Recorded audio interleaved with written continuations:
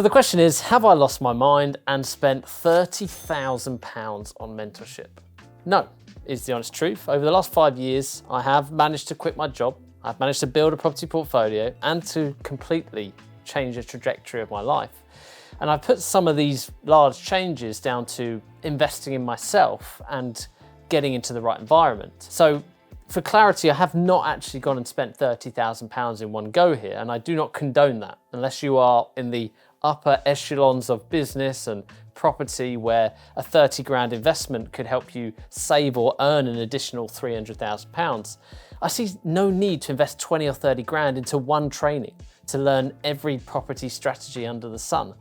In fact, I think most beginners should choose just a smaller individual mentor, spend far less, and just focus on having one far bigger result from one outcome, so one strategy. So then why have I actually created this video? Well, in my most recent training purchase, which was a property trading and deal finding mastermind, I took home some really valuable knowledge, but also some really valuable reminders, which I believe would be useful for everyone in property to hear. And I'm going to say them in this video. So the first one is deal flow, which of course refers to the amount of potential deals that we are adding to our property purchase pipelines. Now, I'm lucky enough to have you wonderful people watching me on a weekly basis. Hopefully you're watching everyone. And by exposing my life on social media, I've been able to put myself into a position where sourcing properties, raising money, finding joint venture partners is a relatively easy task for me. But I've also firsthand trained and mentored other property investors with no social media following to go on and do the same, finding money from friends, family, colleagues, on LinkedIn, and so on. Not only that, but mortgages and bridging are more accessible than ever. So it's my personal belief that finance or money is no longer the biggest problem that most property investors face. Nor is the stage of the process where we're working with builders or contractors. Yes, we've all had our fair share of problems when it comes to tradespeople over the year, but ultimately, this isn't our biggest problem either. So finance isn't the biggest problem, and nor is the refurb stage. So what does that leave? Finding great deals. The hardest part to consistently find time and time again on tap has to be below market value properties. And this was a real reminder from the event. Whether you are at the beginning of your property journey or whether you are experienced and you're at the high levels of property buying, like some investors where they are buying anywhere from 1 to 20 houses per month, which is crazy, finding good deals and enough of them is most property investors' biggest bottleneck. A good property investor or developer should be placing the largest portion of their time on this one element, creating a good flow of below market value properties. The next one is risk analysis. Now, everyone has a different perception and hunger towards risk. Some people want to understandably avoid it and reduce risk where possible, whereas some people are willing to take risks because there are often rewards associated with taking that risk. And my suggestion isn't to take risks or increase your level of risk taking if you are not comfortable with it, and if you have any kind of fear around losing your capital. If that is you, then you'll want to de-risk your asset as much as possible. But I wanted to use this opportunity to explain that more risk can mean more reward.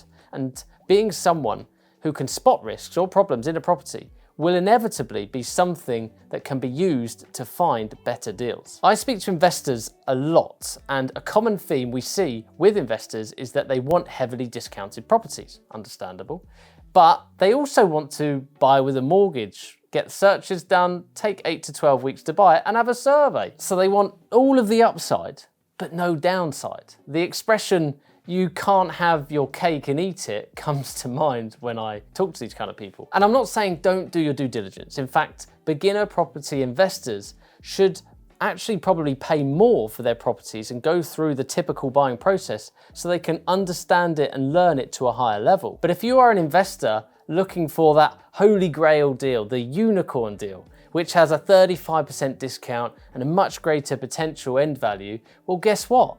You might have to take some risks.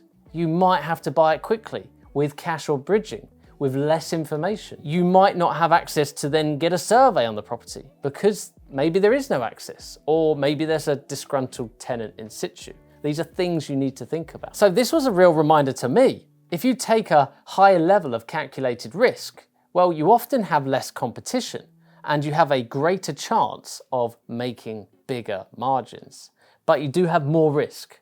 So you need to understand the type of investor that you are and choose investments based on your risk profile. The third one is action taking. And I won't spend too much time here because surely everyone knows what I mean by action taking.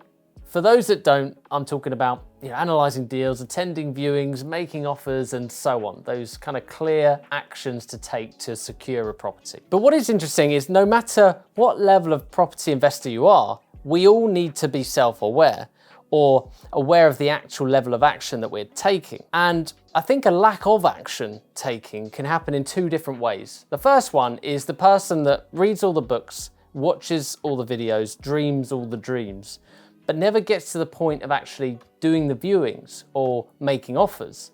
The actual action of getting to the property can feel like too scary for that person to even get started. And the second one is distractions. For example, I purchased my second buy-to-let property in January 2021. I started the refurb and I was so focused on the refurbishment that I didn't place time into finding my next deal.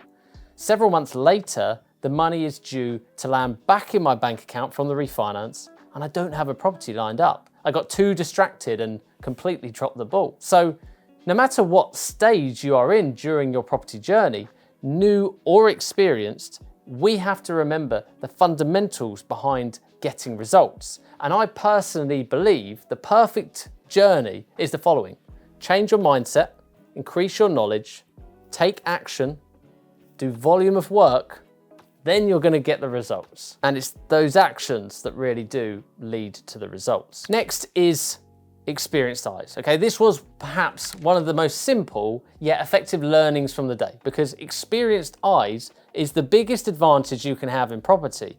And it's not something you can shortcut either. Let me explain. You see, when you are new to property, the fear of viewings, making offers, and actually buying a property is usually associated with the fact that you don't know whether you're buying a good deal or not. And one of the main things, or one of the main ways to combat this, is by creating an effective deal analysis process that you can apply to every house that you review. Then simply review a lot of properties. Go from analysing 1 property a week to 5 properties a week, then to 20 properties a week. The more houses that you analyse, view and offer on, the more you'll likely become an expert. You'll see trends, you'll know a certain area, or you'll spot an opportunity. And well, this carries through to every strategy in every level of property. The more practice you put in, the more exposure to buying properties you have, well, the more you grow your experienced eyes. And when I was at this training event, we were split into pairs and went through a series of deal analysis rounds. And we're all looking at the same property each time, but we're all finding slightly different prices and different opportunities with that property. So what allows someone to spot more opportunity? Well, it's experience. And what allows someone to make a decision on a property quicker? Well, it's more experience. So you need to grow your experienced eyes.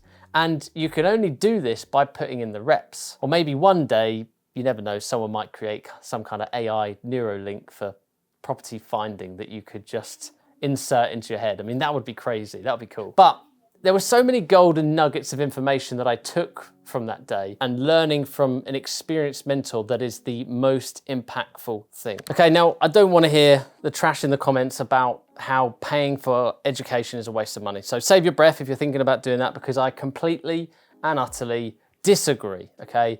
If you choose someone who is doing the strategy that you want to do at a higher level, and they're clearly doing it day in, day out, walking the walk, not just talking the talk, if you know what I mean, then you can 100% learn from them.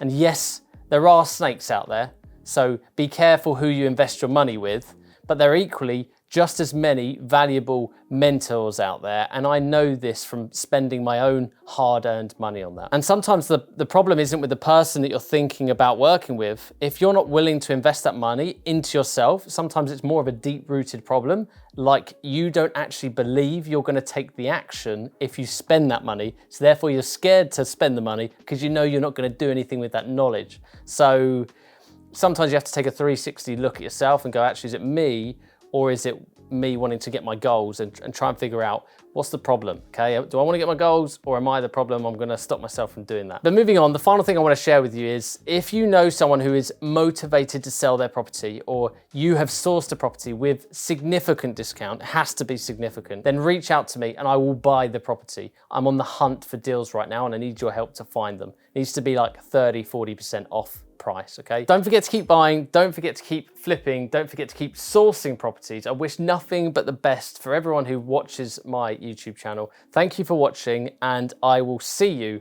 in the next video. And no, I'm not clicking today. Over and out.